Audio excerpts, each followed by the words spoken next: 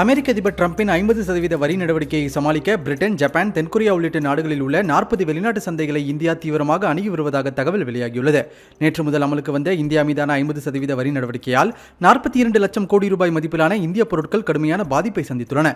ஜவுளித்துறை மோசமான பாதிப்புக்குள்ளாகலாம் என அஞ்சப்படும் நிலையில் நெருக்கடியை சமாளிக்க ரஷ்யா, கனடா, பிரான்ஸ், துருக்கி என 40 நாடுகளின் சந்தைகளில் இந்தியாவின் ஜவுளி மற்றும் ஆடைகளை விற்பனை செய்ய வர்த்தக அமைச்சகம் முயற்சிப்பதாக பிடிஐ செய்தி முகமை தெரிவித்துள்ளது. இந்த முயற்சிகள் அமெரிக்காவால் ஏற்படும் பொருளாதார இழப்புகளை ஓரளவு சமாளிக்க உதவும் என கூறப்படுகிறது. ஏற்கனவே பிரிட்டன் மற்றும் ஐஸ்லாந்து, நார்வே, சுவிட்சர்லாந்து உள்ளிட்ட நாடுகள் அடங்கிய ஐரோப்பிய சுதந்திர வர்த்தக சங்கத்துடன் இந்தியா வர்த்தக ஒப்பந்தம் செய்துள்ளது. இது தவிர ஐரோப்பிய ஒன்றியம் மற்றும் நியூசிலாந்து, சிலி, பெரு உள்ளிட்ட நாடுகளுடன் இந்தியா வர்த்தக பேச்சுவார்த்தை நடத்தி வருகிறது. இருப்பினும் அமெரிக்காவின் வரி நடவடிக்கை நாட்டின் பொருளாதாரத்திற்கு சவாலான சூழலை ஏற்படுத்தலாம் என இந்திய நிதியமைச்சகம் தனது மாதாந்திர பொருளாதார மதிப்பாய்வில் வெளிப்படையாக தெரிவித்துள்ளது.